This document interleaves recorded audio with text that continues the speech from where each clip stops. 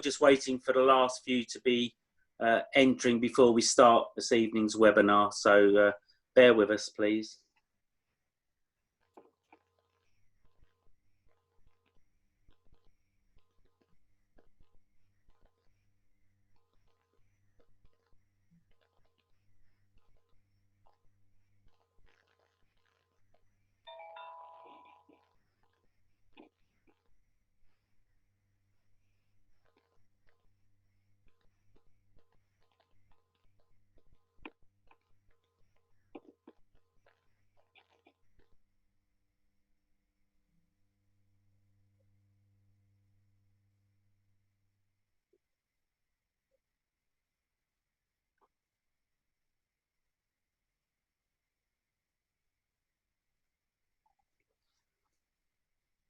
I'm just waiting for Dan. He'll give me a thumbs up when he feels we've got everybody in from the waiting room, and then we'll start this evening.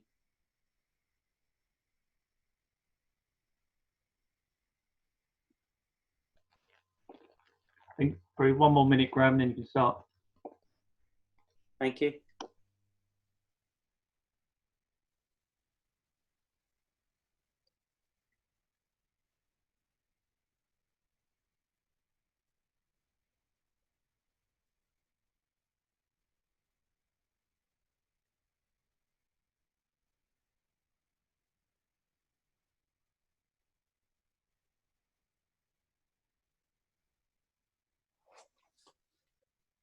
Well, good evening, everybody, and welcome to the latest in our webinar series from Essex Cricket in the Community, and supported by our colleagues in all the neighbouring counties as well.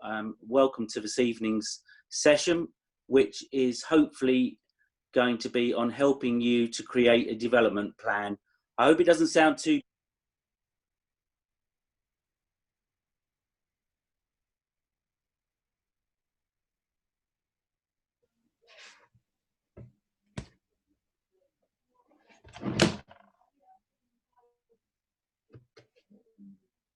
Simon, over to you to introduce yourself. Thank you very much, Graham, and thanks for the opportunity to talk about development plans this evening. Just a bit of background, I've been asking about myself. Most of my career was spent in Whitehall, including the Department of Culture, Media and Sport, where I was head of strategy at one time. I worked on sport policy, one time in the Prime Minister's Strategy Unit, and then more recently from 2008 working as head of sport for the Mayor of London, the previous Mayor, Boris Johnson, and the current Mayor, Sadiq Khan, and I left there last year. So I've got a kind of background of writing policy and strategy, and so what you're about to see really is what I've been asked to provide to you this evening is really just some general basics of writing a development plan. These are basics that are pretty applicable to anything, whether it's a cricket plan or selling widgets. The principles are pretty much the same thing. There is an ECB template which will be available on the website after this session for you to look at. This is kind of my own take on it. This is not an exhaustive list, nor am I for one moment suggesting that you have to do everything within this. And indeed, many of you will be familiar with the sorts of things that will be in a plan. You may well have written your own and be familiar with what I'm about to show you.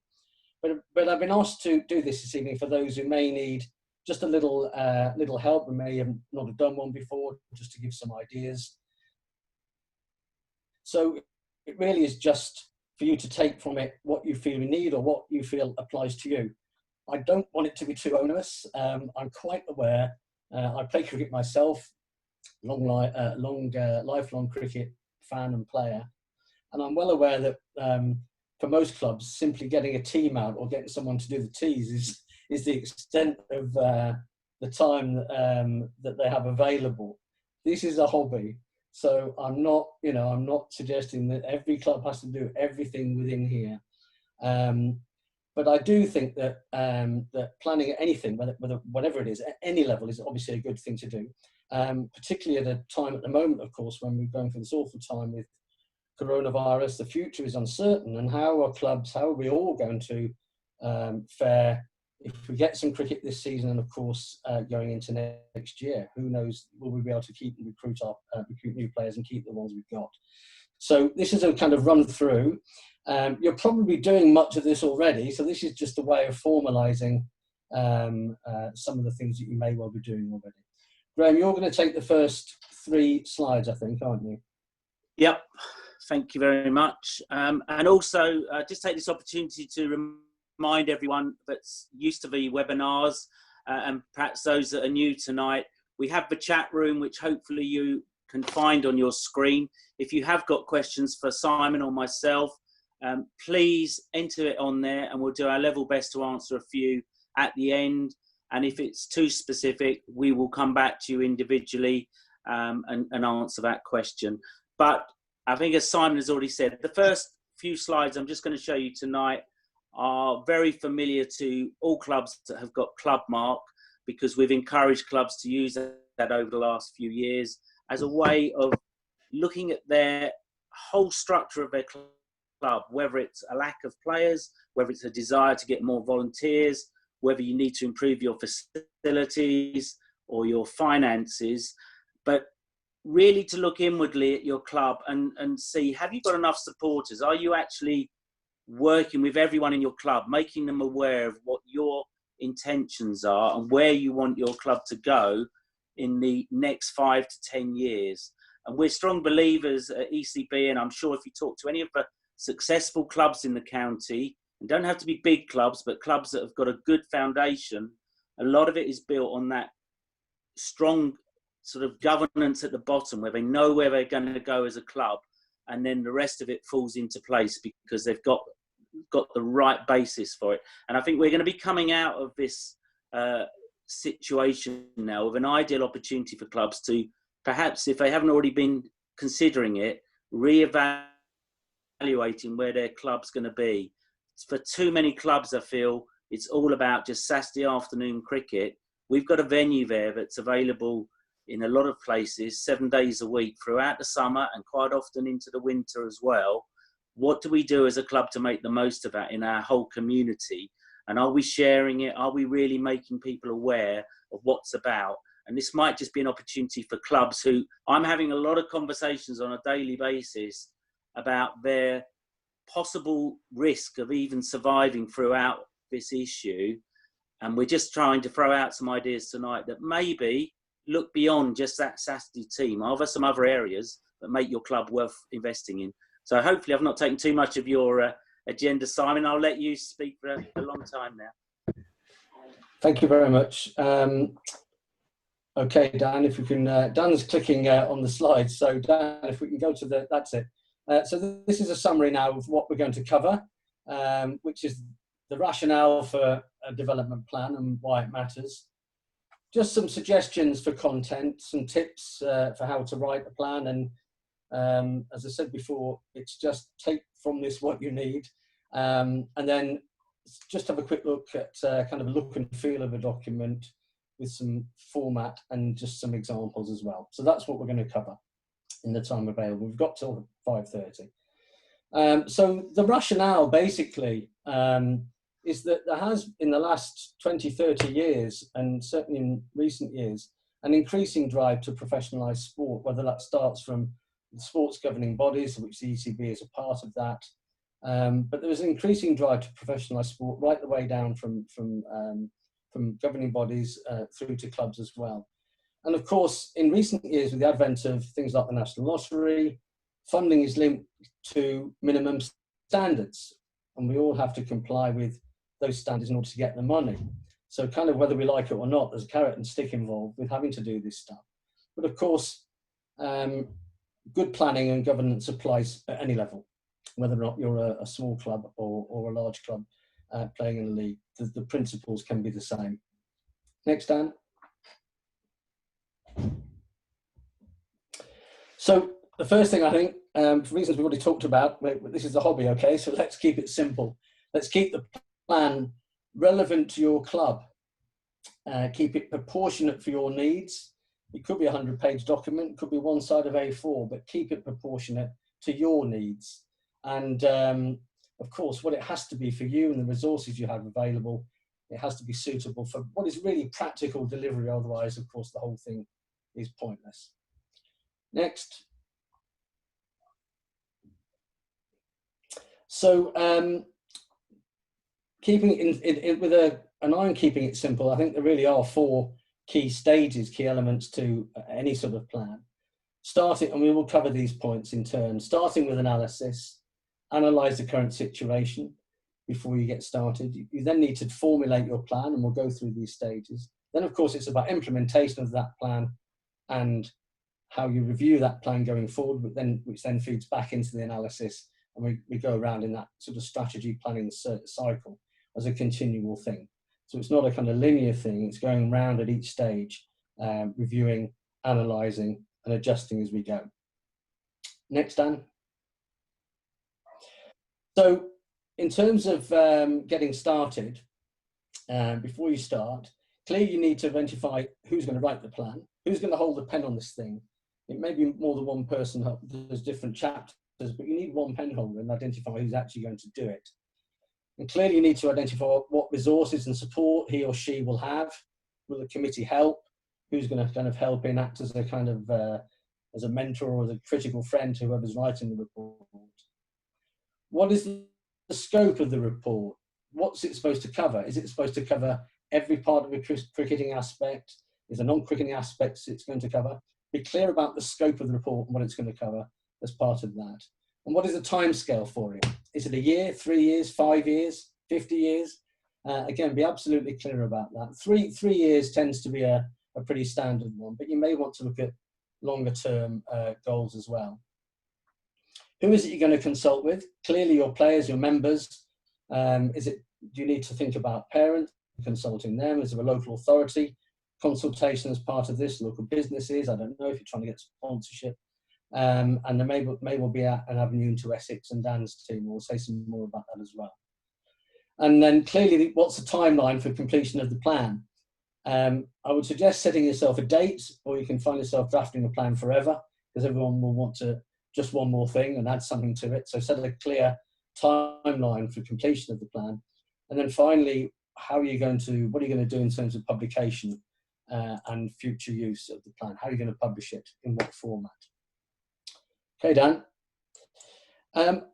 I think if I could just if you were to just look at this slide and take away just this slide, I think I could almost stop here, because for me, it is really very, very simple in the sense of what we should be doing, I think, is having absolute clarity of where we are now, where we want to be, and how we're going to deliver. And if I was writing any strategy, those are the 3 key elements that I would do for anything. And an absolute clarity about that. If you get that, then you're going to be well on your way to having a pretty decent plan, and whatever it is. So to me, Dan, if you could just click, to me, that encapsulates pretty much what I want to say.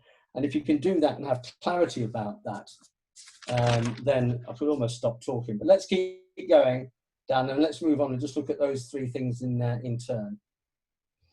So where we are now, you might want to just, in your plan, just have a little bit of background about your club, a little bit of history about it, and the journey that's got to the point that you're at. There clearly needs to be some analysis of your club, and make that very honest analysis. There's no point in that analysis not being honest. You're doing yourself no favour. So be really honest about analysing the current situation of the club. Clearly, if you've got visions, aims and values, etc., that's great. It's good to know what you do stand for, how you go about your business, and the values that you do as you employ as you do that. And of course, everything you do should link to those values and those aims. Be clear about, in your analysis, what resources you have, whether they be human resources, the kind of coaching and other people that you have and the skills that they bring, what physical resources you have, whether it be facilities or other assets, and of course, what financial resources do you have in terms of budget. And for those of you who are familiar with SWOT analysis, it's something that some clubs do, some people do a SWOT analysis before you actually decide to kick off. So It's its strengths, weaknesses, opportunities and threats, for those of you not familiar with that. But there's plenty of guidance on what to do. So an absolute baseline assessment of where you are as a club is crucial before you kind of decide what it is you're going to be doing and how you go about doing it. Okay, Dan, next. So you've decided, you've got your baseline, you've been very honest, and you've had honest conversations around with your stakeholders about where you are. And the next step, of course, therefore, is to be very, very clear about where you want to be. And again, absolute clarity about that. So have a very, very clear vision for your club. Have very clear targets for the period that your report covers, whether it's 3, 5 years. And as I said before, do you want to have some longer term goals, maybe 10, 15 years? Have some very, very clear targets linked to your vision and your aim, because it will. Dan, you're going to, could you go back, Dan? That's it, just wait for the nod, thank you. And have some very, very clear objectives, some smart objectives, which we'll talk about in a moment. So again, absolute clarity about your baseline, absolute clarity about where you want to be. And I think, as I said at the start, it may just be about survival and not being what you see in front of you, you know, having closed down the club because, you know, no future. So it's avoiding what you see in front of you. It may well just be about survival and not ending up like you do in the photograph. Okay, Dan, time for the next one. It may well be that you decide that, of course, you're going to win the league. Your first team's going to go on and win the division and march on to glory. And that may be part of your planning. It may be, the next slide, Dan, please. You may decide, in fact, what you're looking for is world domination. And in fact, nothing's going to get in your way as you march on towards glory, having won your league, and you're going to take over the world. But actually, there's only one team can win the league. And in the longer term, what you're looking for, of course, is something a little bit more modest and a little bit more realistic about that, and something that's actually sustainable in the longer term, rather than a sort of 12-month, 2-year peak where you may win the league, but what comes after that and how can you plan for the longer term? Okay, Dan, next slide, please. So what does your club look like? Does it look like this? Does it look like a lot of white, middle-aged men, aging men? Is that sort of reflective of your club? Is it something that you have looked at and aspire to change? So you may be, Dan, if you click on the next 3 slides in turn, that'd be great. Do you want a youth section? Do you want to encourage more women and girls into the sport? And indeed, do you want to actually consider how you can get disabled people to play cricket in your club and really broaden and diversify the people that you're engaging with in terms of how you're going to access the future and recruitment as well? And finally, the final bit on this one, Dan, please. There's the smart slide for you that explains the SMART acronym. You want specific measures, you want them measurable, you want to be able to achieve them, they have to be realistic and make them timed as well. Some of you would be very familiar with that. Okay, the next slide, please, Dan. And then, of course, the big thing, how are you actually going to deliver this? What is it you're going to do? But again, you have to be very, very precise. It's amazing how often that doesn't happen. I you know, myself have been involved with clubs who say, well, we've got to have more players. You know, can you ask around your mates to see if we can get more players? And of course, everyone goes away and somebody might have a conversation with somebody else, but no one's actually in charge of doing that. And so, you know, maybe not a lot actually happens because everyone thinks everyone else is doing it. So, you know, who's leading that? Who's leading those tasks? And be very, very clear about ownership of specific tasks. Identify the resources that you need. Are you making the most of the people and the skills you've got within your club? You know, the people can get their time. You've got an accountant who can do the budget. Are you making good use of the resources that you've got?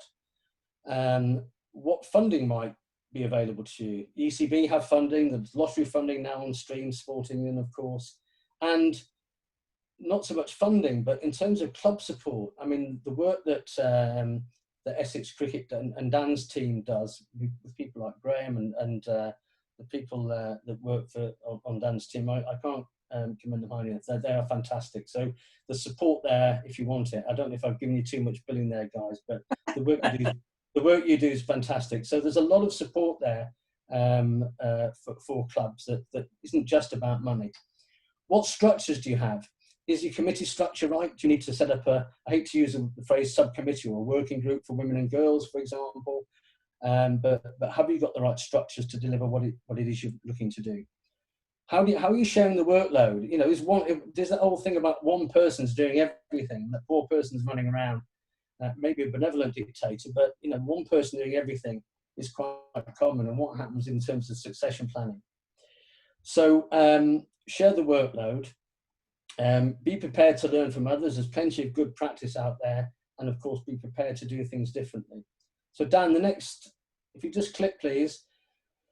So, you know, what is it you're doing as a club? Are you just focused on traditional forms of the game, played in a traditional setting? You've done that for years, it's been successful. Is that what you're going to do in future? Or are you going to consider some alternatives? Next 2 slides, please, Dan, one after the other would be fine. Would you look at alternative formats, such as tape ball, for example, quick cricket, in non-traditional settings, urban cricket, the Everywhere a Cricket Ground initiative by the ECB is a fantastic way of providing or showing how to provide cricket in a non-traditional setting and in a non-traditional way. Next photo, please, Dan. And then to what extent do you want to engage with the local community beyond the work that you're doing within cricket? You know, there's so many ways of doing that. I could talk a long time about that, and it sounds like we've got a session on this next week. But there's a photograph there of Pip George and I think Colchester, is it Graham, doing some food bank activity in the community. The cricket tea with a difference that Essex is running is a fantastic way of clubs engaging with their community, all of which will help you to integrate further with the community and potentially give you some new players out of it. So next slide, please. I'm conscious of time. Let's have time now, I think, to just have a quick look at sort of look and feel about some practical examples. So if you can click on the next bit, please, Dan. This is a very simplistic visual iteration of what I've been talking about. If you've got your aim over on the left-hand side, you may have 3 or 4 objectives and then actions sitting within each of those things. And of course, they all should link together. It would look very odd if the actions, the objectives and the aims were sort of slightly different, but try and make those look as if and make them link together in some way. And then if you click down, of course, everything you do should be underpinned by the values that your club has and the way you go about your business and the values that you adopt. Next slide, please, Dan.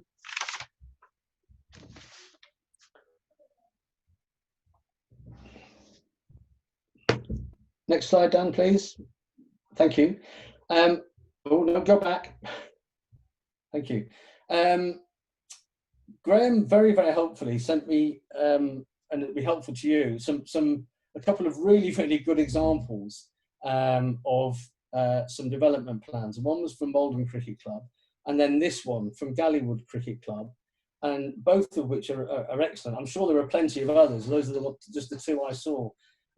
Both excellent examples, and we thought I'll just show you this one extract from it, but the whole plans will be available after this seminar.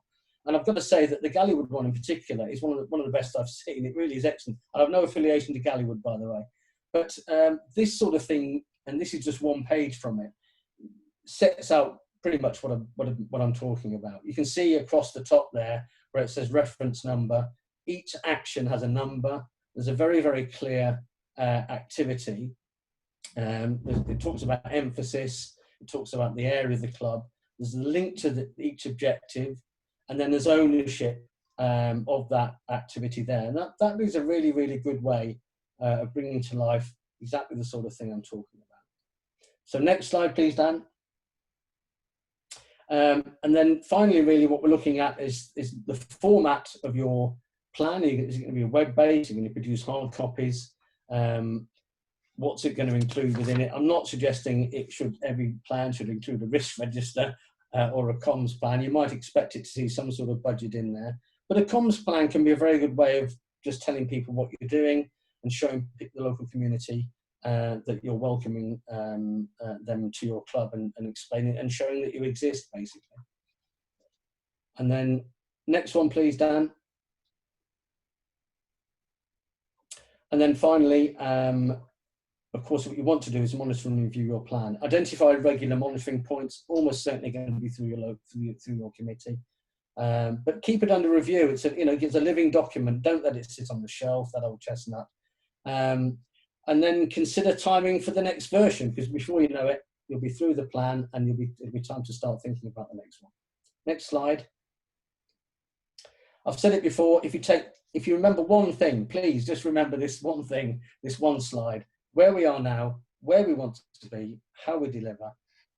If you focus on those things, get those things absolutely clear and right, then I think you will do pretty well. And then we're on to the last slide, Dan, thank you. And just to say thank you, I've kind of rattled through at quite some pace my own thoughts about that. As I said, there's an ECB template. Those Gallywood and Malden ones will be available for you. Happy to take questions, or maybe to follow up after this session if there isn't time. But I think we're close to time, so that's it. Thank you. Brilliant. Thank you very much, Simon. Absolutely brilliant. Hopefully some valuable information for clubs.